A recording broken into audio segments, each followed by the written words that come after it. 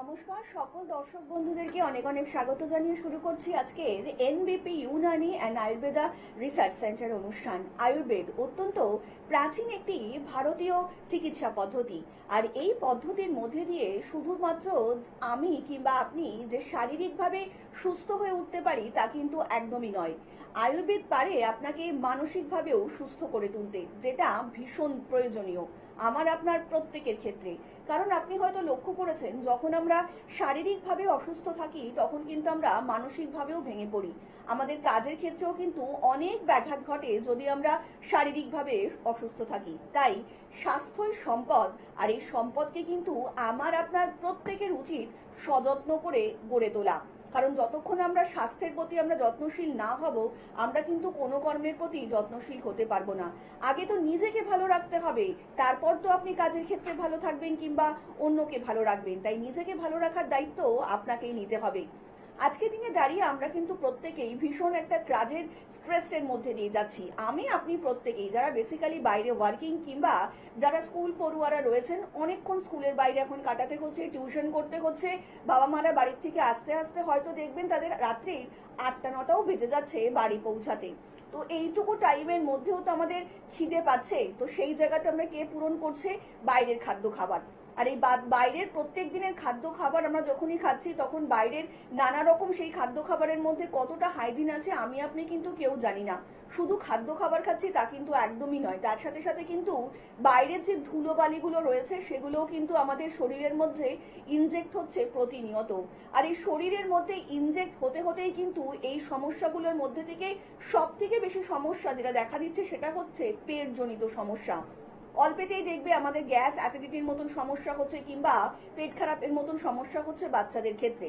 কেন হচ্ছে, কি কারণে হচ্ছে, কিংবা এই যে শরীর খারাপ কিংবা এই যে পেট খারাপের কি সলিউশন রয়েছে আমরা জানবো সবটাই। কিন্তু তার আগে আমরা আজকে এই অনুষ্ঠানে আমাদের এই স্টুডিওতে আমরা স্বাগত জানিয়ে নেব NBP Unani and Ayurveda research সেন্টারের মেডিকেল কনসালটেন্ট ডক্টর এস ভাদুরীকে। স্যার, অনেক স্বাগত আজকের অনুষ্ঠানে আপনাকে। নমস্কার স্যার, আজকের দিনে দাঁড়িয়ে আমরা কিন্তু পেটজনিত সমস্যা প্রত্যেকের ক্ষেত্রেই দেখতে পাচ্ছি, মানে ছোট থেকে বড় প্রত্যেকের মধ্যে লেগেই রয়েছে। তো এটা কি শুধুমাত্র বাইরের খাদ্য খাবারের জন্য, নাকি অন্য কোনো রকম সমস্যার জন্য আমরা এই পেট সংক্রান্ত বিষয় আজকাল বেশি ভুগছি? যদি একটু দর্শকদেরকে জানান।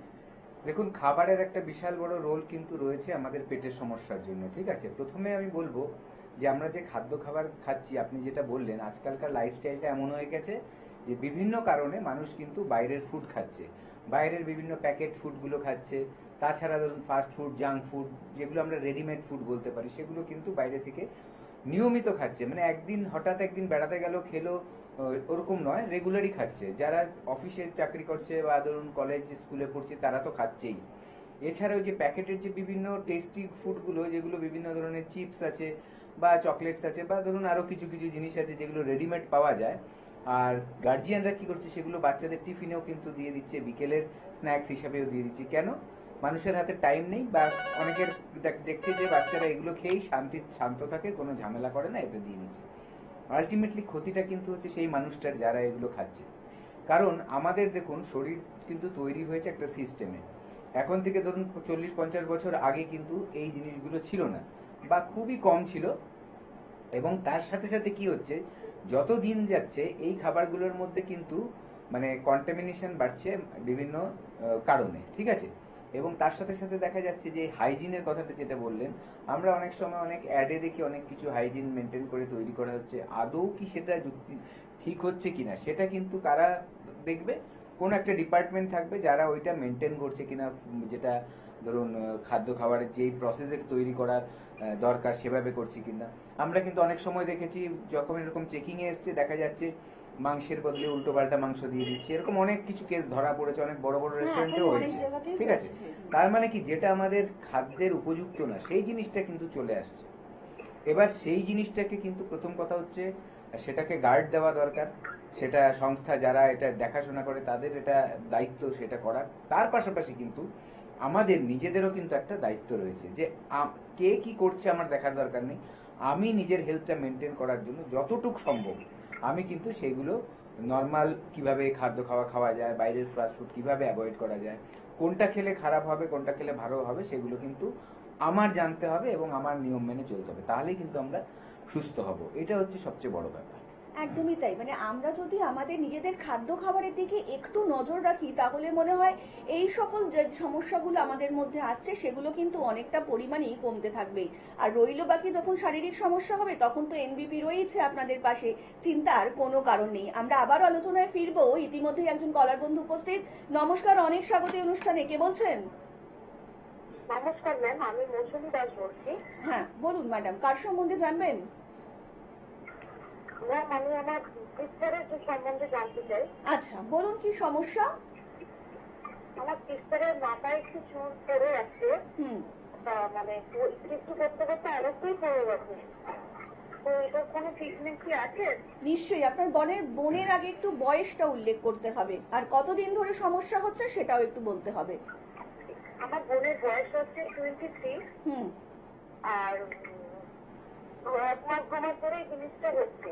আচ্ছা আচ্ছা, শুনতে বোন- থাকুন। মাসের মধ্যে আমরা ট্রিটমেন্ট করিয়েছিলাম ডাক্তারের কাছে, তো ট্রিটমেন্ট করাতে ওরা ওষুধ দিয়েছিল এবং চুলে কিছু তেল টাইপের দিয়েছিল, যেটা লাগালে হয়তো চুল হবে, কি হচ্ছে না, আরো চুল পড়ে যাচ্ছে। আচ্ছা শুনুন স্যার বলছি। আচ্ছা, আপনি আমায় কয়েকটা কথার প্রশ্নের উত্তর দিন। প্রথম কথা বলুন, আপনার বোনের খাদ্য খাবার ধরনটা কি?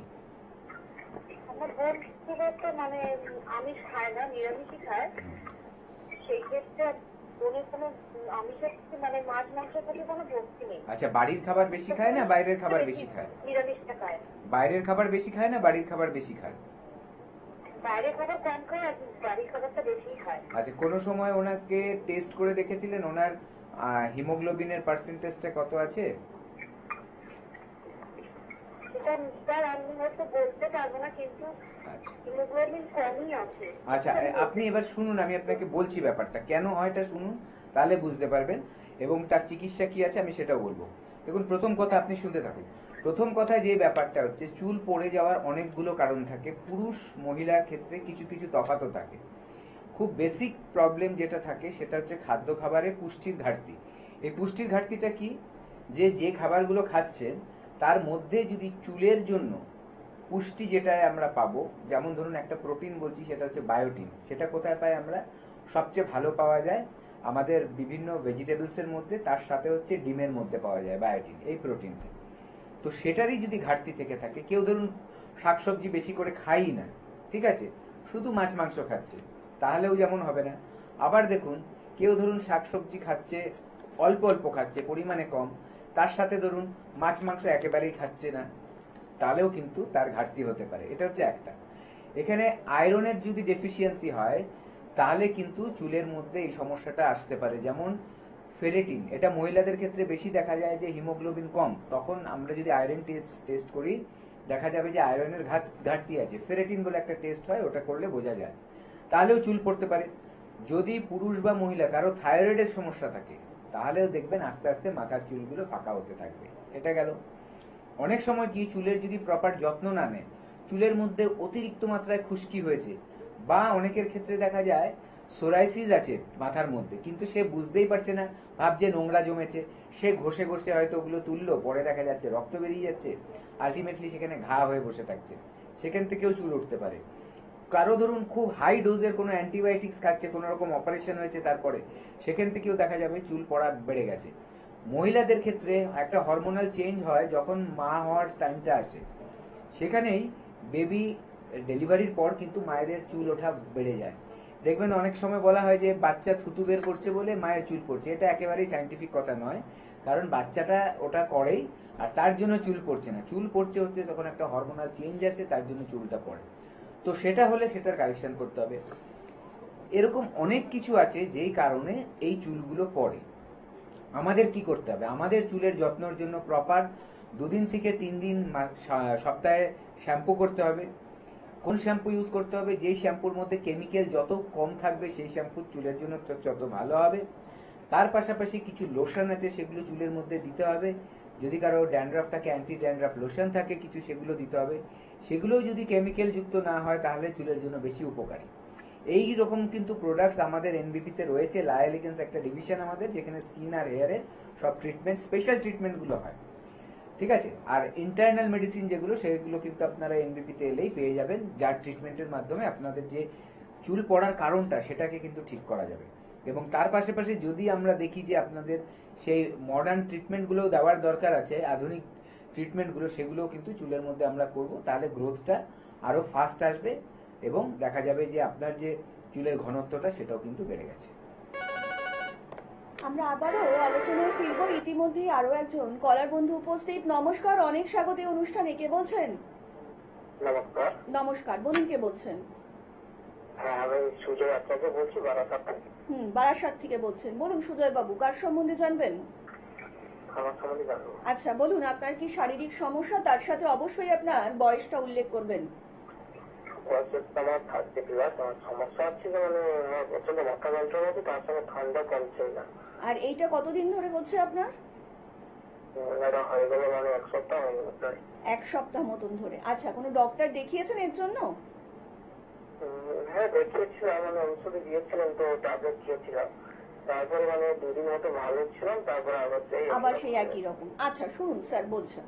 দেখুন, প্রথম কথা হচ্ছে যে এই চুলের যে আপনার যে ঠান্ডা লাগার প্রবলেমটা হচ্ছে, সেটা একটু মাথায় রাখতে হবে কি কারণে হচ্ছে। ঠিক আছে, অনেক সময় কি হয়, এই যে বর্ষাকাল, এখন অনেকে ভিজে থাকে, মাথার এবং গায়ের মধ্যে যে জলটা লেগে থাকে সেটা গায়ে শুকিয়ে যায়, সেজন্য ঠান্ডাটা লেগে যায়। এবং তারপরে এসিতে থাকলে বা ধরুন অতিরিক্ত ফ্যানের মধ্যে থাকলে কিন্তু দেখা যাবে যে ঠান্ডাটা লেগেই থাকতে যাচ্ছে না। কয়েকটা আমি বলছি, এগুলো একটু আপনি এগুলো প্র্যাকটিস করুন, তাহলে দেখবেন ভালো হবে। প্রথম কথা, ডেইলি 2বার করে হাঁটুর নিচ অবধি আপনি গরম জলের মধ্যে পাটা চুবিয়ে রেখে দেবেন 15 থেকে 20 মিনিট। গরম জলটা যাতে আপনার সহ্যের মধ্যে হয় এরকম করে কিন্তু রাখবেন। 15-20 মিনিটের বেশি রাখলেও ক্ষতি নেই, আধ ঘন্টা অবধি আপনি রাখতে পারেন। এটা হচ্ছে 1 নম্বর, এটা করবেন দিনে 2বার করে। ওখান থেকে পাটা তুলে ভালো করে মুছে নেবেন, তারপরে খালি পায়ে থাকবেন না, যাতে ডাইরেক্ট মাটিতে না লাগে, কারণ তাহলে ঠান্ডা লেগে যেতে পারে। ঠিক আছে, এটা গেল। দ্বিতীয়ত যেটা করবেন, ডেইলি একটু ভেপার নেওয়া শুরু করুন। ভেপার নিলে কি হবে, আপনার লাংসের যে নিঃশ্বাস নেওয়ার ক্যাপাসিটিটা বাড়বে, সেখানে যদি আপনার কফটা জমে থাকে সেই কফটা গলবে। এবং সাইনাস যে আমাদের আছে কপালের দুটো ওপরে, চোখের নিচে, এই জায়গাগুলোতে ভেপার লাগলে কিন্তু, স্টিমগুলো লাগলে জলের, আস্তে আস্তে দেখা যাবে সেগুলো কিন্তু গলছে যদি থাকে। ঠিক আছে, তার সাথে সাথে একটা কাড়া বানিয়ে খাবেন। কাড়া মানে একটা হার্বাল টি বানাবেন। টিটার মধ্যে কি থাকবে, চায়ে মোটামুটি 2 কাপ জল নেবেন, তার মধ্যে একটু গোলমরিচ দেবেন, একটু লবঙ্গ দেবেন, একটু বাসক পাতা দেবেন, একটু যষ্টি মধু দেবেন। এই সবগুলো জিনিসকে আপনি একসাথে কিন্তু, আর পিপুল দেবেন। সবগুলো জিনিসকে একসাথে ফোটাবেন, ফুটিয়ে ফুটিয়ে 1 কাপ করবেন। তারপরে ছেঁকে নিয়ে ওটা কিন্তু, যদি আপনার সুগার না থাকে তাহলে একটু মধু দিয়ে ওটাকে নেড়ে চায়ের মতো করে দিনে 2বার করে খাবেন। আর যদি সুগার থাকে তাহলে কিন্তু আর মধুটা দেওয়ার দরকার নেই। এইভাবে করে খান, কয়েকদিনের মধ্যেই দেখবেন আপনি কিন্তু একটা ভালো রেজাল্ট পাচ্ছেন। যদি দেখছেন এতেও কাজ না হচ্ছে, তাহলে বলবো অবশ্যই আমাদেরকে ফোন করুন, হেল্পলাইনে কল করুন, একটা অ্যাপয়েন্টমেন্ট নিয়ে আমাদেরকে এসে দেখিয়ে যান। অনেক ধন্যবাদ আপনাকে। এবং আরেকটু বিস্তারিত জানতে অবশ্যই নিচে যে হেল্পলাইন নাম্বারটা রয়েছে আপনারা কিন্তু সেখানে যোগাযোগ করতেই পারেন। তার জন্য আপনাদেরকে ডায়াল করতে হবে 9830235527 অথবা 37 নাম্বারে। আয়ুর্বেদ সত্যি সত্যি কিন্তু আপনাকে পারে শারীরিক এবং মানসিকভাবে সুস্থ করে তুলতে। আর আমাদের কিন্তু পুরো বডির মধ্যে সবথেকে ইম্পর্টেন্ট অর্গান হচ্ছে পেট। পেট যদি আমাদের ভালো না থাকে, পেট যদি সুস্থ না থাকে, তাহলে কিন্তু তার থেকে আমরা অনেক রকম শারীরিক সমস্যার মধ্যেই পড়তে পারি। তাই যদি আপনি চান যে না সত্যি সত্যি আর আপনি কেমিক্যাল যুক্ত মেডিসিন কনজিউম করবেন না, কিংবা আর কোনো রকম মেডিসিন আপনি খাবেন না, একদম সুস্থ স্বাভাবিকভাবে জীবনযাপন করবেন, তাহলে কিন্তু অবশ্যই আপনাকে হাত ধরতে হবে এনবিপি ইউনানি অ্যান্ড আয়ুর্বেদা রিসার্চ সেন্টারের অভিজ্ঞ চিকিৎসকেদের। কারণ আপনারা প্রত্যেকেই জানেন যে এনবিপি ডাক্তারবাবুরা কিন্তু আপনাদের যে কোনো শারীরিক সমস্যারই রুট থেকে ট্রিটমেন্ট করে থাকেন। আর যেটা কিন্তু ভীষণ দরকার, আমাদের যে কোনো শারীরিক সমস্যার রুট যদি সঠিকভাবে ট্রিটমেন্ট করা না হয়, সেই শারীরিক সমস্যা কিন্তু বারবার ফিরে আসতে পারে। আর এখানেই কিন্তু এনবিপি ইউনানি অ্যান্ড আয়ুর্বেদা রিসার্চ সেন্টারের অভিজ্ঞ চিকিৎসকেদের জয়। প্রত্যেকটা মুহূর্তে ডাক্তারবাবুরা এটাই চাইছেন যে আপনাদের জন্য report base time bound treatment করতে, যাতে আপনাদের আর কোনো পরবর্তী জীবনে অসুবিধা না থাকে। আমরা আবার আলোচনায় ফিরবো। স্যার, আমরা এখন দেখতে পাচ্ছি খুব অল্প বয়সী ছেলে মেয়েদের মধ্যেই পাকা চুলের একটা সমস্যা। তো এটা কি পেটের জন্যই হচ্ছে নাকি অন্য কোনো কারণও রয়েছে? দেখুন, এই যে ব্যাপারটা কি হয়, চুলটা পেকে যাওয়ার মেন কারণ হচ্ছে যে কোনো মানুষের, যে কোনো বয়সে, যে চুলের গোড়ায় একটা কালো রঙের একটা পিগমেন্ট থাকে যেটাকে বলা হয় মেলানিন। ওই মেলানিনটা নষ্ট হয়ে যায়। এবার নষ্ট হয়ে যায় কেন, তার অনেকগুলো কারণ আছে, তার মধ্যে পেটের সমস্যা একটা বড় কারণ। দেখুন, যখনই পেটের সমস্যা হয় আমাদের শরীরের মধ্যে কিন্তু পুষ্টির ঘাটতি হয়।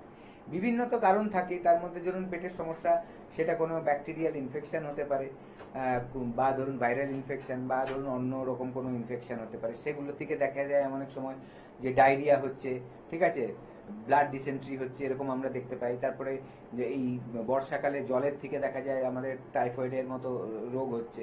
তো এগুলো কিন্তু পেটের মধ্যেই হচ্ছে ব্যাপারগুলো, ঠিক আছে। তো এই ব্যাপারগুলো যখন হয় তখন কিন্তু আমাদের দেখা যায় যে পেটের ফাংশনগুলো নষ্ট হচ্ছে, এবং বেশি দিন দীর্ঘদিন থাকতে থাকতে যদি সেটা প্রপার ট্রিটমেন্ট না করা হয় এটা একটা ক্রনিক রোগেও দাঁড়িয়ে যায়। আর অনেক সময় তো দেখা যায় যে হসপিটালাইজেশনও করতে হচ্ছে কাউকে। এগুলো কিন্তু খুব সিরিয়াস ব্যাপার। এবার আমি বলছি, ধরুন শুধু পুষ্টির ঘাটতি হলো, সেখানে কি হবে যে লিভার ফাংশনটা ধরুন ঠিক নেই, যদি ধরুন লিভার ফাংশন ঠিক নেই, তাহলে দেখবেন পুষ্টির ঘাটতি হচ্ছে, পাতলা পায়খানা হচ্ছে, বা কোনো সময় কনস্টিপেশন হচ্ছে। এই করে করে শরীরের মধ্যে যে পুষ্টিটা দরকার চুলগুলোকে ঠিক রাখার জন্য, সেগুলো ঠিক থাকতে পারছে না। কারণ এই কি হচ্ছে, পুষ্টির ঘাটতি হচ্ছে। সেখানে চুল পড়েও যেতে পারে, আয়রনের ডেফিসিয়েন্সি হতে পারে, সেখানে মেলানিন নষ্ট হয়ে যেতে পারে। এই সব কিছু নিয়ে কিন্তু দেখা যায় যে একটা মানুষের চুল খারাপ হচ্ছে। আর এই পেকে যাওয়া চুলটা কিন্তু অল্প বয়সে সেটা একটা বড় কারণ। স্যার, এই যে পেটের সমস্যা দীর্ঘদিন হতে হতে কি কোনো রকম সিভিয়ার কোনো রকম শারীরিক সমস্যা হতে পারে মানুষের ক্ষেত্রে? হ্যাঁ, দেখুন, এরকম পেটের তো বিশাল বড় একটা পার্ট, পেটের সংক্রান্ত রোগ হচ্ছে হাজারটা রয়েছে, ঠিক আছে। এরকম তার মধ্যে বলবো, দেখুন, যদি হজম ঠিক না হয়, আমরা জানি যে আমাদের পেটের মধ্যে কিছু ভালো ব্যাকটেরিয়া থাকে যেগুলো আমাদের হজম করতে সাহায্য করে, এটা আমাদের মডার্ন সায়েন্স বলছে। আবার এইটাও আমরা জানি, আয়ুর্বেদের মতে আমাদের বলছে যে আমাদের যদি পেটে হজমের জন্য যে আমাদের জঠা অগ্নি বলা হয়, যেটা ডাইজেস্টিভ ফায়ার বলি, সেটা যদি ঠিক না থাকে তাহলে দেখা যাবে যে অটোমেটিক আমার হজমের গন্ডগোল হচ্ছে। সেখান থেকে হাইপার অ্যাসিডিটি হতে পারে, গ্যাস হতে পারে, ব্লটিং হতে পারে, পেট যে ভাঁড় হয়ে ফুলে থাকা, অথবা কনস্টিপেশন হতে পারে। এইগুলো যখনই হবে তখন কিন্তু দেখা যাবে আমার শরীর কিন্তু পুষ্টি পাচ্ছে না, গন্ডগোল হচ্ছে, আর আলটিমেটলি বিভিন্ন রোগ হচ্ছে। এই রোগগুলো আইবিএস এ গিয়ে দাঁড়িয়ে যায়, ইরিটেবল বাউল সিনড্রোম হয়ে যায়, জিআরডি হয়, গ্যাস্ট্রিক এসোফেজিয়াল রিফ্লেক্স ডিজিজ, এরকম বিভিন্ন রোগে কিন্তু দাঁড়ায়। অনেক সময় কনস্টিপেশনের থেকে পাইলস হয়ে যায়, ফিশার হয়ে যায়, এই প্রবলেমগুলো কিন্তু চলে আসে। তো এই পেটের থেকে কিন্তু বিভিন্ন রোগ হবে। তো পেটকে ঠিক রাখতেই হবে আমাদের, এটা মাথায় কিন্তু নিয়ে চলতে হবে। আমরা আবারও আলোচনায় ফিরবো। ইতিমধ্যেই একজন কলার বন্ধু উপস্থিত। নমস্কার, অনেক স্বাগত এই অনুষ্ঠানে। কে বলছেন? আমি বর্ধমান থেকে বলছি। হ্যাঁ ম্যাডাম, বলুন, কার সম্বন্ধে জানবেন? হ্যাঁ, আমার সম্বন্ধে জানো। আচ্ছা, বলুন মা, আপনার কি সমস্যা হচ্ছে? হ্যাঁ, আপনার বেরিয়েছে? আর আমার গালে। আচ্ছা, গালে শুধু বেরিয়েছে কি? হ্যাঁ, আচ্ছা, গালে আঁচিল হয়েছে, তাই তো? বলছি শুধু গালে আপনার আঁচিল হয়েছে নাকি পুরো বডিতে? হ্যাঁ। হ্যালো, শুনতে পাচ্ছেন? ডান হাতের আঙুলের নখে কালো কালো হয়ে যাচ্ছে। আচ্ছা, ডান আচ্ছা। হাতের আঙুলের নখে কালো কালো হচ্ছে, এটাই সমস্যা, তাই তো? হ্যাঁ হ্যাঁ হ্যাঁ, আর আঁচিল। আর আচ্ছা, আঁচিল হচ্ছে। আঁচিলটা কি সারা মুখে হচ্ছে আপনার? দু তিনটে রে। ঠিক আছে। আচ্ছা আচ্ছা, আপনার বয়স কত? 53। 53। আচ্ছা, শুনুন স্যার বলছেন। দেখুন, শুনতে থাকুন, আমি বলছি এই যে এটার কিন্তু সমাধান খুব ভালো রয়েছে আমাদের আয়ুর্বেদায়, ঠিক আছে। একটা হচ্ছে আপনার নখে যেটা কালো হচ্ছে, ওটা একটা ফাঙ্গাল ইনফেকশন হচ্ছে আপনার, তার জন্য নখটা কিন্তু আস্তে আস্তে নষ্ট হয়ে যাচ্ছে। এইটার ট্রিটমেন্ট করাতে হবে। আপাতত যেটা করবেন, জল বেশি ঘাটবেন না, এটা মাথায় রাখুন। বা জলের কাজ করলে সাথে সাথে পা ভালো করে, নখগুলো ভালো করে মুছে ড্রাই করে নেবেন, ঠিক আছে। তার পাশাপাশি আঁচিল, এটা একটা খুব ইজি জিনিস, ঠিক আছে। একটা দুটো দিন আসতে হবে এখানে, তাহলেই কিন্তু এটা ছেড়ে যাবে। ঘাবড়ানোর কিছু নেই, দেরি করবেন না। দেরি যত করবেন বেশি ছড়িয়ে যাবে আপনার গায়ে, ঠিক আছে। যত বেশি ছড়াবে তত কিন্তু আপনার সময় লাগবে বা এগুলো ঠিক করতে। আর যদি অল্প হয় তাহলে এক দুদিনের মধ্যেই কিন্তু সেরে যাবে। এখন অল্প আছে, আপনি কিন্তু ফোন করে হেল্পলাইন নাম্বারে একটা অ্যাপয়েন্টমেন্ট নিয়ে চলে আসুন। অনেক ধন্যবাদ। এবং আরো একটু বিস্তারিত জানতে অবশ্যই নিচে যে হেল্পলাইন নাম্বারটা রয়েছে আপনারা কিন্তু সেখানে যোগাযোগ করতেই পারেন। তার জন্য আপনাদেরকে ডায়াল করতে হবে 9830235527 অথবা 37 নাম্বারে। আর এই হেল্পলাইন নাম্বারটাই হচ্ছে আমার আপনার জীবনের সুস্থতার চাবিকাঠি। কোন ডাক্তারবাবুকে কোন চেম্বারে পাবেন, কোন চেম্বারটা আপনাদের বাড়ির নিকটবর্তী হবে, তাছাড়া অন্যান্য যাবতীয় জিজ্ঞাসা থাকলে আপনারা কিন্তু অবশ্যই এই হেল্পলাইন নাম্বারে ফোন করতে পারে। তাছাড়া শুধুমাত্র আপনাদের জন্য এই মুহূর্তে এনবিপি Unani and Ayurveda research centre head office আপনারা পেয়ে যাচ্ছেন মধ্যমগ্রামে, কলকাতাতে পাচ্ছেন ল্যান্সডাউন, হাজরা, হাতিবাগান, খিদিরপুর, হাওড়াতে পাচ্ছেন দাসনগর, বেলুর, শিবপুর এবং দক্ষিণ 24 পরগনার আমতলাতেও কিন্তু পাচ্ছেন এনবিপি ইউনানি অ্যান্ড আয়ুর্বেদা রিসার্চ সেন্টারের ক্লিনিক। তাছাড়া এই মুহূর্তে শুধুমাত্র আপনাদের জন্যই কিন্তু বনগাঁতে থাকছেন ডক্টর এস ঘোষাল, দুর্গাপুরে আপনারা পাচ্ছেন ডক্টর বি শর্মাকে, মেদিনীপুরে পাচ্ছেন ডক্টর বি শর্মাকে আবারও, বহরমপুরে পাচ্ছেন ডক্টর এ হালদারকে, শিলিগুড়িতে পাচ্ছেন ডক্টর বি শর্মাকে আবারও, আসানসোলে পাচ্ছেন আবারও ডক্টর বি শর্মাকে, গঙ্গারামপুরে পাচ্ছেন ডক্টর এস ঘোষালকে, আগরতলাতে পাচ্ছেন কিন্তু ডক্টর বি শর্মাকে, কৃষ্ণনগরে পাচ্ছেন ডক্টর এ হালদারকে, হেরিয়াতে কিন্তু পাচ্ছেন আবারও ডক্টর বি শর্মাকে। এদিকে কিন্তু রামনগর নতুন চেম্বার, সেখানেও কিন্তু আপনারা পেয়ে যাচ্ছেন ডক্টর বি শর্মাকে, মেচেদাতে পাচ্ছেন ডক্টর এস ঘোষালকে, আরামবাগে পাচ্ছেন ডক্টর এ হালদারকে, কাকদ্বীপে পাচ্ছেন ডক্টর এস ভাদুরীকে, বাঁকুড়াতে পাচ্ছেন ডক্টর এ হালদারকে, শিলচরে পাচ্ছেন ডক্টর ভি সিংকে, আবার কিন্তু বর্ধমানে পাচ্ছেন ডক্টর বি শর্মাকে আবারও পেয়ে যাচ্ছেন। তাছাড়া কিন্তু এই মুহূর্তে পুরুলিয়াতে পাচ্ছেন ডক্টর এ হালদারকে, গৌহাটিতে পাচ্ছেন ডক্টর এস ঘোষালকে, বোলপুরে কিন্তু আবারও পেয়ে যাচ্ছেন ডক্টর বি শর্মাকে, ঝাড়গ্রামে পাচ্ছেন ডক্টর এ হালদারকে, ক্যানিংয়ে পাচ্ছেন ডক্টর এ হালদারকে, মালদাতে পাচ্ছেন ডক্টর এস ঘোষালকে, রায়গঞ্জের চেম্বারে কিন্তু পাচ্ছেন ডক্টর এস ঘোষালকে, ডিব্রুগড়ে কিন্তু পাচ্ছেন ডক্টর ভি সিংকে, কোচবিহারে পাচ্ছেন আবারও ডক্টর বি শর্মাকে, হলদিয়াতে পাচ্ছেন ডক্টর এ হালদারকে, জামশেদপুরে পাচ্ছেন ডক্টর এস ভাদুরীকে এবং দিল্লি, একদমই তাই, দিল্লিবাসীদের জন্য কিন্তু সত্যি সত্যি একটা সুখবর, কারণ এনবিপি ইউনানি অ্যান্ড আয়ুর্বেদা রিসার্চ সেন্টারের চেম্বার ওপেন হতে চলেছে দিল্লিবাসীদের জন্য। তাই দিল্লিতে যারা থাকছেন, যারা চাইছেন এবার নিজেদের জীবনকে একটু আয়ুর্বেদের মধ্যে দিয়ে গড়ে তুলবেন, সুস্থ স্বাভাবিকভাবে বাঁচবেন, আর কোনো কেমিক্যাল যুক্ত মেডিসিন কিংবা কাটাছেড়ার মধ্যে যাবেন না, তারা কিন্তু অবশ্যই যোগাযোগ করতেই পারেন এনবিপি ইউনানি অ্যান্ড আয়ুর্বেদা রিসার্চ সেন্টারের সঙ্গে। কোন সময় ঠিক কোন ডেটে আপনারা বি শর্মাকে পেয়ে যাবেন একটু কাইন্ডলি তার জন্য হেল্পলাইন নাম্বারে যোগাযোগ করে নেবেন। শুধুমাত্র আপনাদের জন্যই কিন্তু থাকছেন সেখানে CMD এনবিপি Unani and Ayurveda research সেন্টারের ডক্টর বি শর্মা। তাই বি শর্মাকে যারা দেখাতে চাইছেন অবশ্যই নিজের হেল্পলাইন নাম্বারে ফোন করুন। তাছাড়া যারা চাইছেন জীবনে সুস্থ স্বাভাবিকভাবে বাঁচবেন, তারাও কিন্তু অবশ্যই চটপট নিজের হেল্পলাইন নাম্বারে ফোন করুন। আর এই হেল্পলাইন নাম্বারে ফোন করা মানেই কিন্তু আপনারাও যুক্ত হয়ে যাচ্ছেন এনবিপি ইউনানি অ্যান্ড আয়ুর্বেদা রিসার্চ সেন্টারের সঙ্গে, যেখানকার অভিজ্ঞ চিকিৎসকেরা খুব সযত্নেই চেষ্টা করছেন আপনাদেরকে আবারও সুস্থ স্বাভাবিক জীবনে ফিরিয়ে দিতে। আমরা আবারও আলোচনায় ফিরবো, ইতিমধ্যেই একজন কলার বন্ধু উপস্থিত। নমস্কার, অনেক স্বাগত এই অনুষ্ঠানে। কে বলছেন? নমস্কার, আমি উৎপল মন্ডল বলছি। হ্যাঁ বলুন উৎপল বাবু, কার সম্বন্ধে জানবেন? আমার সম্বন্ধে জানবো। আচ্ছা বলুন, আপনার কি শারীরিক সমস্যা, তার সাথে আপনার বয়স উল্লেখ করবেন। বর্ষাটা তিরিশ আছে, হুম, আর তাই যে আমার হাড় এই বর্ষার টাইমটা প্রচুর হাজা হয়। আচ্ছা এটা কোথায় হচ্ছে? হ্যাঁ, বলছি হাজাটা আপনার কোথায় হচ্ছে? হাতে হচ্ছে, পায়ে হচ্ছে, কোন জায়গায়? পায়ে আঙুলে। পায়ের আঙুলে হচ্ছে, এই বর্ষার সময়টুকুতেই হচ্ছে, তাই তো? হ্যাঁ হ্যাঁ, আচ্ছা, কতদিন ধরে হচ্ছে এটা? এই প্রায় এই কিছুদিন বলতে আমরা এক মাস হলো, কিন্তু প্রতি বছর এই একই সিস্টেম। আচ্ছা, তার জন্য কি কোনো ওষুধ খাইয়েছেন কিংবা মেডিসিন লাগিয়েছেন?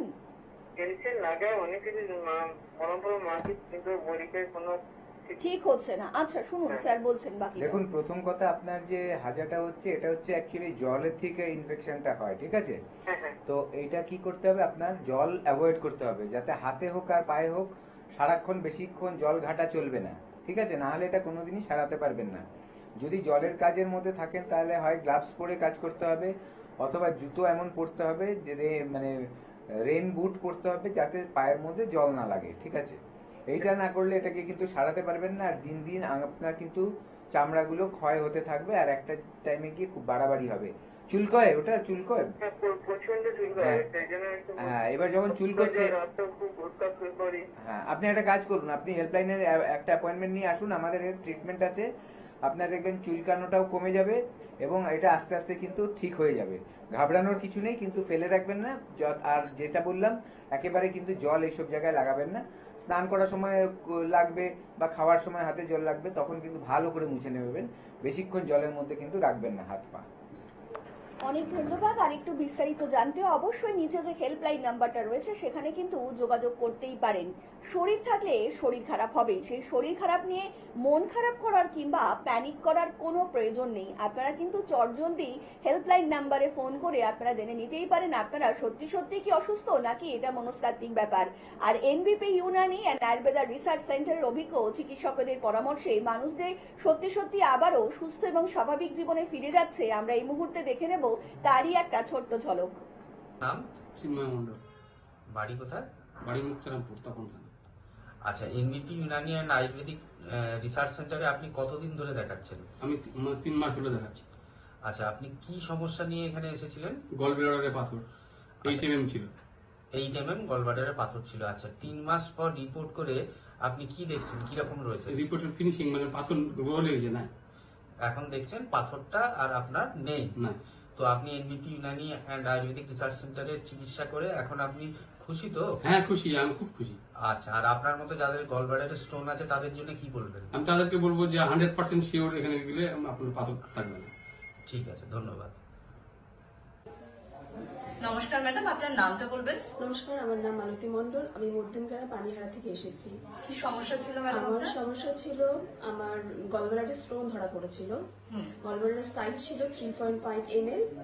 বিগত 3 মাস আমি এদের ট্রিটমেন্টের আওতায় থাকার জন্য বেশ আমার রিপোর্টটা বেশ ভালো এসেছে। এখন কমে গেছে গলব্লাডার। মানে গলব্লাডার স্টোন একদম নেই, আপনার রিপোর্ট আমি দেখেছি, একদম ভ্যানিশ বলতে একদম গেলে। ভ্যানিশ বলতে, হ্যাঁ। রিপোর্টটা ভালো বেরিয়েছে। আর ইউটেসটা বেশি বড় ছিল, ওটাও একদম নর্মাল সাইজ এসে গেছে। বেশ, একটু বলবো আমি এনবিপির ডাক্তারবাবুদের সাথে কথা বলে তাদের পরামর্শ কেমন লেগেছে? তাদের পরামর্শ, তাদের ব্যবহার, তাদের কথাবার্তা আমার খুবই ভালো লেগেছে। আমি আরো অনেককে বলেছি এই বিষয়ে, তারাও আসতে চাইছে আমার কথা শুনে, তারা খুব খুশি হয়েছে। অনেক ধন্যবাদ ম্যাডাম। ম্যাডাম আপনার নাম কি? আমার নাম বাসন্তী বণিক। আপনি কোথা থেকে এসেছেন? আমি হাবড়া অশোকনগর থেকে এসেছি। আচ্ছা, কি সমস্যা নিয়ে আপনি এসেছিলেন? আমি আমার পালসে কষ্ট নিয়ে এসেছিলাম। আপনি আমাদের এখানে ডাক্তার দেখিয়ে ওষুধ খেয়েছেন? হ্যাঁ, খেয়েছি। কতদিন ওষুধ খেয়েছেন? 21 দিন ওষুধ খেয়েছি। এখন কেমন আছেন? এখন খুবই ভালো আছি। কি হয়েছিল অ্যাকচুয়ালি আপনার? আমার অনেক দীর্ঘদিনের পালস। আমি প্রথমে প্রাইভেট অনেক ডাক্তার দেখিয়েছি, কমেনি। তারপরে মেডিকেলে দেখিয়েছি।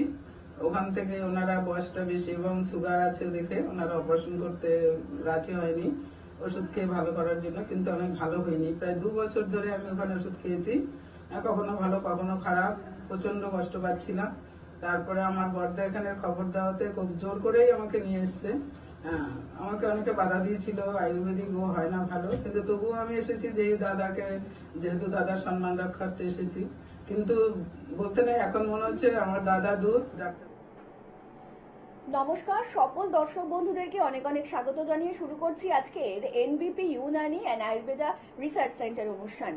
আজকের দিনে দাঁড়িয়ে আমি আপনি প্রত্যেকেই কিন্তু আমরা নিজেদের প্রতি একটু যত্নশীল। আমরা প্রত্যেকেই নিজেদেরকে একটু সুন্দর রাখতে কিংবা সুন্দর দেখাতে ভীষণ পছন্দ করি, সেটা কিন্তু নারী পুরুষ নির্বিশেষেই। কারণ এখন কিন্তু সেলফি মোডের যুগ। আমরা যেখানেই যাচ্ছি দেখুন চটপট একটা ফটো তুলে নিচ্ছি, পোস্ট করলাম, তারপরেই কিন্তু লাখো লাখো লাইক। আর সেই জায়গায় দাঁড়িয়ে ধরুন এই যে আমরা একটা ওয়েদারের মুড সুইং এর মধ্যে চলে এসেছি, অনেক সময় দেখা যাচ্ছে স্কিন জনিত সমস্যা কিন্তু আমাদের কারুর না কারুর লেগেই রয়েছে। আর যখনই স্কিন জনিত সমস্যা হচ্ছে আমরা কিন্তু শুধুমাত্র বাহ্যিক দিক থেকে যে অকওয়ার্ড ফিল করছি তা কিন্তু নয়, আমরা কিন্তু মনের দিক থেকেও ভেঙে পড়ছি। কেন আমার চোখের নিচে ডার্ক সার্কেল দেখা দিচ্ছে, কেন হঠাৎ করেই আমার মুখে এরকম লাল লাল র্যাশেস উঠছে, কিংবা আমার হয়তো অনেক সময় দেখা দিতে পারছে যে আমার কেন স্কিনটা একটু পুড়ে পুড়ে যাচ্ছে, কিংবা আমাকে হয়তো বয়সের থেকে বেশি বয়স্ক লাগছে। অনেক সময় চিন্তাগুলো আপনাদের মনের মধ্যে ঘুরতে থাকে, আমার মনেও ঘুরতে থাকে। কিন্তু এই চিন্তাগুলোর থেকে যারা মুক্তি দিতে পারেন তারাই হচ্ছেন এনবিপি ইউনানি অ্যান্ড আয়ুর্বেদা রিসার্চ সেন্টারের অভিজ্ঞ চিকিৎসকেরা। কারণ প্রত্যেক মুহূর্তে ডাক্তারবাবুরা এটাই চাইছেন যে আপনার শুধুমাত্র আভ্যন্তরীণভাবে কেন সুস্থ থাকবেন, বাহ্যিকভাবেও তো সুস্থ থাকতে হবে যাতে আপনাকে আরো সুন্দর দেখায়। তো তার জন্য চলুন আমরা আলোচনায় আসবো, কিন্তু আরো একবার আমরা আজকের অনুষ্ঠানে স্বাগত জানিয়ে নেব NBP Unani and Ayurveda research সেন্টারের মেডিকেল কনসালটেন্ট ডক্টর এস ভাদুরীকে। স্যার অনেক স্বাগত আজকের অনুষ্ঠানে আপনাকে। স্যার আজকে দিনে দাঁড়িয়ে নারী পুরুষ নির্বিশেষেই কিন্তু আমরা প্রচন্ড কনসিয়াস নিজেদের প্রতি, মানে শুধুমাত্র আভ্যন্তরীণ না, আমরা একটু বাহ্যিক দিক থেকেও নিজেদেরকে ভীষণ সুন্দর রাখতে পছন্দ করি। কিন্তু সেই জায়গায় দাঁড়িয়ে যদি আমাদের স্কিন জনিত সমস্যাগুলো যে হচ্ছে, স্যার আমরা জিজ্ঞেস করবো যে শুধুমাত্র কি খাওয়া দাওয়া লাইফস্টাইলের কারণেই নাকি অন্য কোনো কারণেও হচ্ছে এত স্কিন জনিত সমস্যা আজকের দিনে? দেখুন, এই স্কিনের সমস্যা কিন্তু মানুষের একটা বড় সমস্যা, কারণ আমাদের শরীরের একেবারে আউটার মোস্ট পার্ট কিন্তু আমাদের স্কিন, ঠিক আছে, এবং এটা সবচেয়ে বড় আমাদের বলতে পারেন অর্গান। এবার এই স্কিনের মধ্যে স্কিনের কাজ কি, আমাদের শরীরকে প্রোটেক্ট করা, বাইরের যে বিভিন্ন পলিউশন বা জার্মস এই সব কিছুর থেকে কিন্তু আমাদের বডিকে রক্ষা করে কে স্কিন। এবার স্কিন রক্ষা করতে গিয়ে তারও তো একটা মেনটেনেন্স দরকার, যদি মেনটেনেন্সটা আমরা ঠিক মতো না করি তাহলে কিন্তু বিভিন্ন সমস্যা হবে, এবং তার প্রপার নারিশমেন্টও দরকার, মানে তার যে পুষ্টি সেটাও দরকার তার বেঁচে থাকার জন্য, সুস্থভাবে বেঁচে থাকার জন্য, ঠিক আছে। তো সেইখানে দাঁড়িয়ে আমাদের দুটো জিনিস করতে হবে। একটা হচ্ছে আমাদের প্রপার স্কিন কেয়ার করতে হবে, সেখানে কি যে 2বার থেকে 3বার সারাদিনে আমার কিন্তু স্কিনটাকে আমার ওয়াশ করতে হবে। কিভাবে? শুধু জল দিয়ে নয়, সব সময় স্কিনের ধরন অনুযায়ী কিন্তু আমার 2বার থেকে 3বার ফেস ওয়াশ করতে হতে পারে। যদি দেখা যায় বেশি অয়েলি তাহলে ফেস ওয়াশটা 3বার, আর যদি দেখা যায় যে নর্মাল স্কিন তাহলে 2বার করলেই হবে, বা ড্রাই স্কিন 2বার করলে হবে। এটা গেল। দ্বিতীয়ত আমি কি ধরনের কাজের মধ্যে ইনভলভ আছি, যদি খুব বেশি ধুলোবালির মধ্যে কাজের মধ্যে থাকতে হয়, যে বাইরে খুব আমি ঘুরে বেড়াতে হচ্ছে কাজ, ধরুন যারা ধরুন এই আমি বলবো যে মিডিয়া প্রফেশনে যারা আছে, যারা ধরুন ইয়ে করছে, ইন্টারভিউ নিতে যখন বিভিন্ন জায়গায় রাস্তায় ঘুরে ঘুরে বেড়াতে হয়, সেখানে প্রচন্ড ডাস্টের একটা এফেক্ট হয়, রোদের এফেক্ট হয়, এই সব কিছু ধুলোবালি নিয়ে, রোদের তাপ নিয়ে কিন্তু স্কিনটাকে ড্যামেজ করে। আবার ধরুন যারা ধরুন স্টুডিওতে বসেই কাজ করছে কিন্তু অনেক আলোর মধ্যে নিজেদের ফোকাস করছে, তখন কিন্তু সেখান থেকেও কিন্তু স্কিনটাকে ড্যামেজ করতে পারে যদি আমি প্রপার ট্রিটমেন্ট মানে কেয়ার না নিই। তার জন্য ক্লিনিংটা খুব বেশি দরকার। দ্বিতীয় হচ্ছে ক্লিনিংয়ের সাথে সাথে আমার এটাকে কিন্তু একটা টোনটা ঠিক থাকে, যাতে যেটাকে আমরা বলি টোনার ইউজ করতে হয়, যাতে আমার স্কিনের টোনটা মানে টাইটনেসটা ঠিক থাকে, ঠিক আছে। এক্সটার্নালি আমার ওরকম একটা টোনার ইউজ করতে হবে। তৃতীয় যেটা করতে হবে, আমার স্কিনটাকে কিন্তু সবসময় হাইড্রেট করে রাখতে হবে, মানে ময়েশ্চারাইজার আমার ইউজ করতে হবে। এই 3টে জিনিস কিন্তু আমার সবসময় মাথায় রাখতে হবে। তার পাশাপাশি আমি যখন বাইরে যাব আমার কিন্তু সানস্ক্রিন ইউজ করতে হবে, যাতে সূর্যের আলোটা ডাইরেক্ট আমার স্কিনের মধ্যে না পড়ে এবং স্কিনের মধ্যে ট্যান না ফেলে দেয়। শুধু স্কিনে ট্যান হয় না, আরও পিগমেন্টেশন হয়, যেটা মেলাসমা বলি আমরা, মেচেদা বলি, সেগুলো কিন্তু স্কিনে চলে আসে এই যদি প্রোটেকশন না নেওয়া হয়। এটা একটা বড় কারণ। আর তার পাশাপাশি কি করতে হবে, রাত্রে ঘুমানোর সময় স্কিনকে বাইরে থেকেও কিন্তু পুষ্টি দিতে হবে। আমরা যেমনি দেই না, ধরুন মাটির মধ্যে আমরা সার দিই একটা গাছকে বাঁচিয়ে তোলার জন্য, আবার ওপরেও কিন্তু আমরা কিছু কিছু জিনিস স্প্রে করি যাতে আরও পুষ্টি বেশি পায়। তেমনি আমরা ভেতর থেকে যেমনি খাদ্য খাওয়ার মাধ্যমে স্কিনটাকে হেলদি রাখবো, বাইরে থেকেও কিছু কিন্তু নিউট্রিশন বা নারিশমেন্টের জন্য আমাদের রাত্রেবেলা কিছু ক্রিম লাগাতে হয়, নাইট ক্রিম বলি, অথবা নাইটে ইউজ করার জন্য সিরাম ইউজ করতে হয়, যেগুলো আমার স্কিনকে খাদ্য বা পুষ্টি দেবে এবং স্কিনটা হেলদি থাকবে। এইভাবে যদি আমরা মেনটেন করি তাহলে কিন্তু অবশ্যই আমাদের স্কিন ভালো থাকবে। আমরা আবারও ফিরবো আলোচনায়, কিন্তু ইতিমধ্যেই একজন কলার বন্ধু উপস্থিত। নমস্কার, অনেক স্বাগত এই অনুষ্ঠানে। কে বলছেন? নমস্কার, আমি পায়েল দাস বলছি। বলুন। করি আচ্ছা বলুন ম্যাডাম। স্কিনের জন্য কি বলতে চাইছি। হ্যাঁ, একটু জোরে বলবেন, একটু পরিষ্কার করে বলবেন। হ্যালো, হ্যাঁ বলছি, একটু পরিষ্কার করে বলবেন, একটু জোরে বলবেন। কি সমস্যা হচ্ছে? আমার সমস্যা হচ্ছে স্কিনের সমস্যা, বলুন।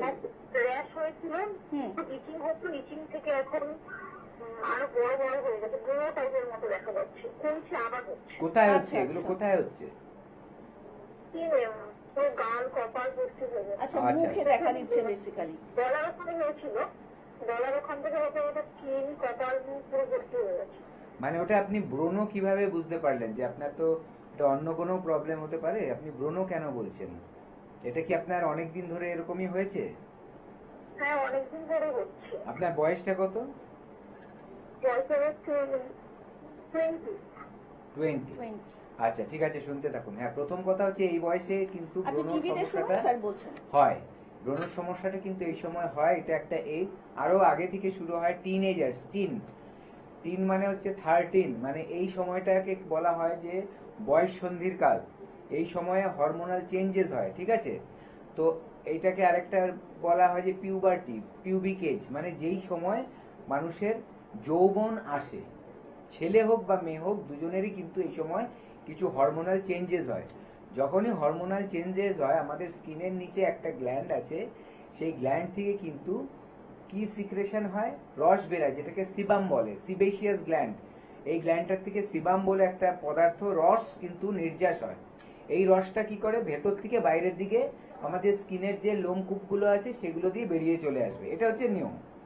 কিন্তু কোনো কারণে আমাদের এই লোমকূপগুলো বন্ধ হয়ে গেল। কিভাবে বন্ধ হতে পারে, যে আপনি স্কিনটাকে ভালো করে পরিষ্কার করছেন না, সেখানে লোমকূপগুলো কিন্তু বন্ধ হয়ে যেতে পারে, ঠিক আছে? বা ধরুন আপনার মাথার মধ্যে ড্যান্ড্রাফ আছে, সেই ড্যান্ড্রাফগুলো এসে মুখে গালে টালে পড়ছে, তখনও এটা বন্ধ হতে পারে। অথবা দেখা যাচ্ছে আপনি রেগুলার ঠিকমতো স্নান করছেন না, যে স্কিনের উপরে ডেড সেলগুলো উঠে চলে আসবে, তার থেকেও কিন্তু লোমকূপগুলো বন্ধ হতে পারে। বা আপনার খুব অয়েলি স্কিন এবং সেখানে লোমকূপগুলো নোংরাতে আটকে যাচ্ছে, আপনি পরিষ্কার করছেন না, এইগুলো একটা কারণ। তখন কিন্তু দেখা যাবে ওই ব্রণগুলো সৃষ্টি হবে, এটা একটা কারণ। আবার কি হয়, মেয়েদের ক্ষেত্রে যদি হরমোনাল আরেকটা চেঞ্জ আসে, পিসিওডির সমস্যা হয়, পলিসিস্টিক ওভারিন ডিজিজ, যদি মানে কি হয়, ওভারিতে সিস্ট হয়, ছোট ছোট সিস্ট হয়, তাহলেও দেখা যায় যে তাদের কিন্তু এই ব্রণর সমস্যাটা হচ্ছে। এবং সেক্ষেত্রে শুধু ছোট বয়সে নয়, অনেক বেশি বয়সেও 30, 35, 40 বয়সেও কিন্তু মহিলাদের দেখা যায়, যদি এই গাইনি সমস্যাটা থাকে, বা ধরুন কোনো টিউমার হলো বা ফাইব্রয়েড হলো, সেক্ষেত্রে অনেক সময় দেখা যায় যে মেয়েদের ব্রণ হচ্ছে, সারছে না, কারণটা হচ্ছে এটা। তো আপনার ক্ষেত্রে যেটা ছোট বয়সে হওয়ার আশা করি সেটার জন্যই হয়েছে। প্রপার স্কিনটাকে ট্রিটমেন্ট করতে গেলে কি হবে, আগে ক্লিন করতে হবে, যেরকম আমি একটু আগে বললাম সেভাবে সেটা পরিচর্যা করতে হবে। তার পাশাপাশি এর প্রপার ট্রিটমেন্ট আছে আমাদের কাছে। ট্রিটমেন্টগুলো করলে দুটো লাভ হবে। একটা হচ্ছে যে আপনার যে অতিরিক্ত তেলটা তৈরি হচ্ছে, সিবামটা তৈরি হচ্ছে, ওটা কন্ট্রোল হয়ে যাবে। আর দ্বিতীয়টা কি হবে, আপনার এতদিনে যতগুলো ওইগুলো হয়ে তারপরে কালো কালো হয়ে গেছে বা দাগ পড়ে গেছে, সেই দাগগুলোকে ঠিক করা যাবে। এই ব্যবস্থাটা কিন্তু এনবিপির একটা লা এলিগেন্স বলে ডিভিশন আছে, এখানে সেগুলো করা যায়, এবং সেগুলো করলে কিন্তু আপনার এই প্রবলেমগুলো আস্তে আস্তে কমে যাবে। স্যার, আপনি এক্ষুনি বললেন এনবিপিতে লা এলিগেন্স ডিপার্টমেন্ট রয়েছে, যদি একটু দর্শকদেরকে বলেন যে লা এলিগেন্স ডিপার্টমেন্টে কি কি ধরনের ট্রিটমেন্ট করা হয়ে থাকে। দেখুন, আমাদের এনবিপিতে যখন বিভিন্ন ধরনের ট্রিটমেন্ট চলছে, তার মধ্যে আমরা কিছু কিছু জিনিস দেখতে পাচ্ছি যেগুলোর জন্য আধুনিক কিছু প্রসিডিওরের দরকার পড়ছে। কারণ এগুলো ওইভাবে হয় না, মানে শুধু ইন্টারনাল মেডিসিন দিয়ে হবে না। মানে আমি একটু উদাহরণ দিলে বুঝবেন। এই যে আমি বললাম একজনের ব্রণ হচ্ছে যার পিসিওডি আছে, আয়ুর্বেদের মেডিসিনে আমাদের পিসিওডি গুলো সব ঠিক করে দেওয়া যাবে, সিস্ট গুলো সব ঠিক করে দেওয়া যাবে, তার পিরিয়ডসটা নর্মাল হয়ে যাবে, তার কোনো সমস্যা হবে না। অতিরিক্ত মোটা থাকলে সেটা ঠিক চলে আসবে, ওজনটা ঠিক হয়ে যাবে। অনেকে লোম উঠছে, মেয়েদের ক্ষেত্রে দেখা যায় পিসিওডি সমস্যা থেকে, হ্যাঁ অবাঞ্ছিত লোম, সেগুলো ঠিক হয়ে যাবে ইন্টারনাল মেডিসিন খাইয়ে। কিসের? আয়ুর্বেদিক মেডিসিন। তার পাশাপাশি এইবার যেইগুলো হয়ে গেছে অলরেডি, দাগগুলো হয়ে গেছে, স্পট পড়ে গেছে, গর্ত পড়ে গেছে হয়ে গেছে, সেগুলোর জন্য আবার কিছু প্রসিডিওর আছে যেগুলো ইন্টারন্যাশনাল স্ট্যান্ডার্ডের। মানে ইন্টারন্যাশনাল স্ট্যান্ডার্ড বলতে আমি এটাই বোঝাতে চাইছি, যেটা ধরুন আমেরিকাতে ট্রিটমেন্টটা আছে বা অন্য কোনো ফরেন কান্ট্রিতে আছে, সেম ট্রিটমেন্ট কিন্তু ইন্ডিয়াতে আছে আমাদের এনবিপি লা এলিগেন্সে, একই ধরনের প্রসিডিওর। সত্যি স্যার, এটা কিন্তু অসাধারণ। মানে এখন শুধুমাত্র বিদেশের মধ্যেই আয়ুর্বেদ ট্রিটমেন্ট কিন্তু সীমাবদ্ধ নয়, সেখানকার টেকনোলজি নিয়েও কিন্তু এনবিপি নতুন ভাবে সেজে উঠেছে, যাতে আপনাদের যে কোনো সমস্যারই সমাধান আপনারা নিমেষে পেয়ে যেতে পারেন এনবিপির কাছে। আমরা আবারও আলোচনায় ফিরবো। ইতিমধ্যে একজন বন্ধু উপস্থিত। নমস্কার, অনেক স্বাগত এই অনুষ্ঠানে। কে বলছেন?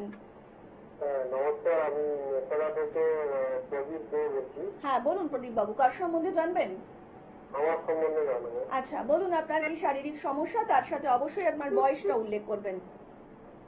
আমার বয়সটা হচ্ছে 25। হুম।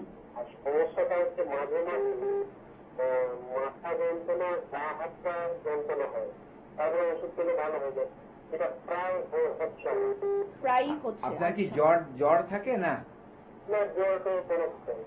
আচ্ছা, গা হাত পা ব্যথা থাকে, মাথা যন্ত্রণা হয়, তাই তো? মানে মাথা যন্ত্রণা হয় আর পিছনের পিঠের দিকে ব্যথাটা হয়। আচ্ছা, আপনার কি ধরনের কাজকর্ম করেন আপনি? অনলাইনে বসেই কাজ করি। বসে অনেকক্ষণ বসে থাকতে হয়? হ্যাঁ ওটা তো হয়। হ্যাঁ, এইখান থেকে কিন্তু সমস্যাটা হচ্ছে, আপনি শুনতে থাকুন আমি বলছি। দেখুন আজকালকার দিনে এই যে কোমরে ব্যথা, ঘাড়ে ব্যথা বেড়ে গেছে। কেন বেড়ে গেছে? কারণ এই কাজকর্মর ধরন থেকে। আগেকার দিনে চেয়ারে বসে কাজ দেখা যেত কি 10টা 5টা ডিউটি ছিল, শুধু গভর্নমেন্ট জব থাকতো, এবং দেখা গেছে যে ধরুন প্রাইভেট জবেও কিন্তু একটা টাইম লিমিট থাকতো, ঠিক আছে। কিন্তু আজকালকার দিনে এই এত ফাস্ট লাইফে কিন্তু কাজের কোনো কিন্তু লিমিট নেই, সময়ের কোনো লিমিট নেই। সেটা আপনি প্রাইভেট ফার্মে করুন বা আপনি গভর্নমেন্ট ফার্মে করুন বা নিজের কোনো ব্যবসা হোক, সময়টা কিন্তু মানুষের বেশি চলে যায় কাজের মধ্যে, ঠিক আছে। এই যে বসে বসে যারা কাজ করছে, একভাবে একটা পোর্শনকে রাখছে, ঘাড় নিচু করে কম্পিউটারে দেখছে বা খাতায় লিখছে, তার সাথে সাথে কোমরটা সোজা করে বা ভাঁজ করে বসে থাকছে, এটা কিন্তু ঘন্টার পর ঘন্টা চলে যাচ্ছে। একইভাবে এই কাজ করে যাওয়ার ফলে কি হয়, দিনের পর দিন করতে করতে কিছু বছর পর তার যে ঘাড়ের যে শেপটা বা কোমরের হাড়ের যে শেপটা, সেগুলো সব উল্টো হয়ে যায়। উল্টো যখনই হয়, সেখানে থেকে যে নার্ভগুলো গেছে সেই নার্ভের উপরে চাপ পড়ে, রক্ত চলাচলে বাধা আসে এবং সেখানে ব্যথার সৃষ্টি হয়। এবং ব্যথাটা দেখা যায় যে ঘাড়ের প্রবলেমটা, অনেকে বলে ঘাড়ে তো আমার আছে কিন্তু আমার এই দিকেও আছে, হাতের দিক দিয়ে আমার ব্যথা আছে, আঙুলে ব্যথা ঝিনঝিন করছে, ঠিক আছে, হাতের শোল্ডার জয়েন্টে করছে, এই কমপ্লেনগুলো করে। তার কারণ হচ্ছে ওই ব্যথার জন্য যে নার্ভটা চেপটে আছে, সেটা যেখানে যেখানে গেছে হাতের, সেখানে সেখানে অনুভূতি হবে ব্যথার। এটা গেল। পায়ের ক্ষেত্রে অনেকের কোমরের সমস্যা আছে, অনেকে বুঝতে পারে না যে থায়ের মধ্যে ব্যথা হচ্ছে, হাঁটুর পেছন দিক দিয়ে ব্যথা হচ্ছে, বলছে ডাক্তারবাবু একদম গোড়ালি অবধি চলে যাচ্ছে, ব্যথা ঝিনঝিন ঝিনঝিন করছে। তখন আমরা কিন্তু তাকে প্রশ্ন করি, আপনার কোমরে ব্যথা আছে? বলে কি হ্যাঁ কোমরে ব্যথা আছে, বা বলে যে হ্যাঁ আমার স্পন্ডিলাইটিস হয়েছিল একটা সময় কোমরে। তো এগুলোর থেকেই কিন্তু ব্যথাগুলো নাবছে, ঠিক আছে। কোমরের দিকে আমাদের কি থাকে, কোমরের পোর্শনে আমাদের সাইটিক নার্ভ বলে নার্ভ থাকে, যেগুলো আমাদের পায়ের পেছন দিক দিয়ে নাবতে থাকে, ঠিক আছে। তো সেগুলোর উপরে যখনই পড়ছে চাপ, সেখানে ব্যথা সৃষ্টি হচ্ছে। তো এইভাবে করে কিন্তু ব্যথাগুলো বাড়তে থাকে ঘাড়ে, কোমরে। এবং আপনার ক্ষেত্রেও তাই হয়েছে যে দীর্ঘদিন ধরে যে একইভাবে কাজ করে যাচ্ছেন, সেটার জন্য এটা হচ্ছে। এটাকে ঠিক করবেন কিভাবে? এটাকে ঠিক করতে গেলে আপনার কিছু যোগাভ্যাস করতে হবে, কিছু এক্সারসাইজ করতে হবে, ফ্রি হ্যান্ড এক্সারসাইজ করতে হবে, ঠিক আছে। তার পাশাপাশি একটা লাইফস্টাইল সুন্দর মেনটেন করতে হবে, যেখানে আমার সকালে উঠে কিছু ব্যায়াম থাকবে, খাদ্য খাবারের ধরন ঠিক থাকবে, মাংসপেশির যাতে জোর বাড়ে সেই ধরনের ব্যায়াম করতে হবে। তারপরে একইভাবে ঘন্টার পর না বসে মাঝে মাঝে একটু ব্রেক দিতে হবে। 1-1.5 ঘন্টা পর উঠে 2 মিনিট 4 মিনিটের জন্য একটু হেঁটে আসতে হবে। ঘাড়ের একটু পজিশনটা চেঞ্জ করতে হবে। সামনের দিকে ঝুঁকেছিলাম, আমি একটু পেছন দিকে ঝোঁকাবো, তারপরে বাঁদিকে, তারপরে আবার ডান দিকে, এইভাবে করে আমার ঘাড়টা কয়েকবার নাড়াবো আস্তে আস্তে, গায়ের জোরে নয়, আস্তে আস্তে। এইভাবে করে যদি আমি করি, তাহলে মোবিলাইজেশন হবে, মানে ঘাড়ের হাড়গুলো মুভমেন্ট ঠিক হবে, তখন স্টিফনেসটা আসবে না। আর একভাবে থাকতে থাকতে যে বেঁকে যাওয়ার চান্সটা, সেটাও কিন্তু কমে যাবে। কোমরের ক্ষেত্রেও তাই, একটু নাড়িয়ে নেব, একবার একটু পিছন দিকে করে নিলাম, একটু কোমরটা টুইস্ট করে নিলাম, এইভাবে করে নিতে হবে মাঝে মাঝেই। সারাদিনে একবার বলে নয়, কাজের ফাঁকে ফাঁকে মাঝে মাঝে আমার করে নিতে হবে। তাহলে দেখবেন আপনি অনেক বেটার থাকবেন। আর যাদের দীর্ঘদিন এটা থেকে গেছে, হয়ে গেছে প্রবলেমটা, কিছুতেই সারছে না, তাদের বলবো একবার আমাদের কাছে এসে দেখান। এর দারুণ ট্রিটমেন্ট আছে, কোনো সার্জারির ব্যাপার নেই, কোনো কষ্টের ব্যাপার নেই, পেইনফুল না, কষ্ট ছাড়াই কিন্তু আপনি এটাকে পার্মানেন্টলি ঠিক করতে পারবেন। প্রত্যেকটা মুহূর্তে ডাক্তারবাবুরা যখনই কিন্তু অনুষ্ঠানে আসছেন, এটাই বোঝানোর চেষ্টা করছেন যে যদি আমরা আমাদের প্রতি একটু যত্নশীল হই, আমরা যদি একটু যোগাভ্যাসের মধ্যে দিয়ে থাকি, কিংবা একটু নিজেদেরকে প্রতি যত্নশীল হই, একটু খাদ্য খাবারের প্রতি একটু যত্নশীল হই, তাহলে কিন্তু অনেকটাই আমরা রোগ মুক্তির দিক থেকে এগিয়ে থাকবো। আর আপনারা প্রত্যেকেই জানেন যে এনবিপিতে কিন্তু আপনাদের যে কোনো শারীরিক সমস্যারই ট্রিটমেন্ট করা হয়ে থাকে। যত জটিল সমস্যাই হোক না কেন, ক্যান্সারের মতন সমস্যা হোক, কিংবা ডায়াবেটিসের মতন সমস্যা, কিংবা অনেক দিন ধরে আপনি হয়তো এমন শারীরিক সমস্যার মধ্যে দিয়ে যাচ্ছেন যা হয়তো কোনো ডাক্তারবাবুর কাছে গিয়ে আপনাদের সেরে ওঠা হয়নি, তার জন্যই কিন্তু এনবিপি। আপনার এনবিপিতে একবার আসুন, এবং যারা এসেছেন তারা তো প্রত্যেকেই জানেন। আর কিন্তু যারা এখনো সমস্যার মধ্যে রয়েছেন, কোথায় গেলে নিস্তার পাবেন বুঝে উঠতে পারছেন না, তাদের জন্য কিন্তু এনবিপির দরজা সবসময় খোলা রেখেছে ডাক্তারবাবুরা, যাতে আপনারা খুব সত্যি সত্যি সুন্দর স্বাভাবিক জীবনযাপন করতে পারেন আগামী দিনগুলোতে। আমরা আবার আলোচনায় ফিরবো।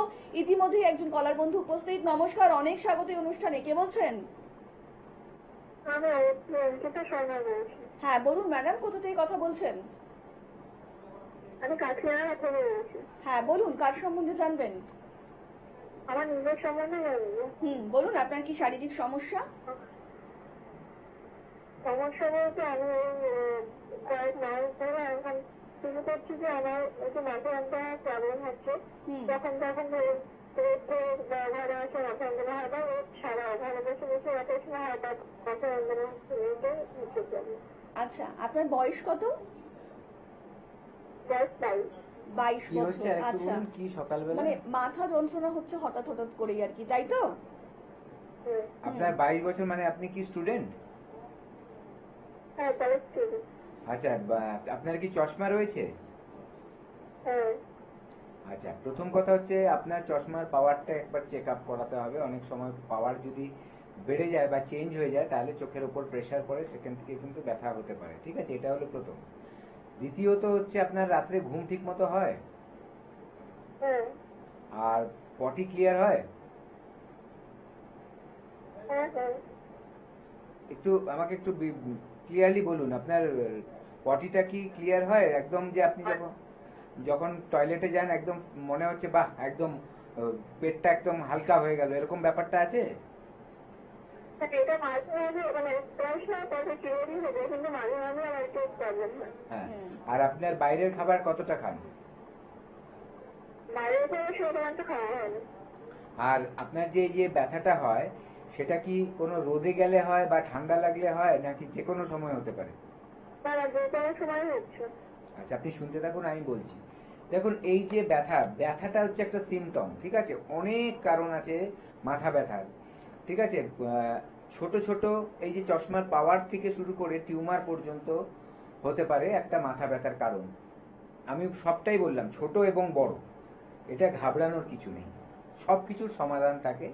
কেন হচ্ছে ব্যাপারটা জানতে হবে। খুব সাধারণই হয় এগুলো ব্যাপারগুলো। ঠিক আছে, বড় সড়ো কারণ থাকে না, কিন্তু সেটাকে ফেলে রাখলে কিন্তু ভবিষ্যতে বাড়তে বাড়তে একটা টাইমে এমন হয়ে যায়, তখন কিন্তু ছোট প্রবলেমটা বড় আকার ধারণ করে।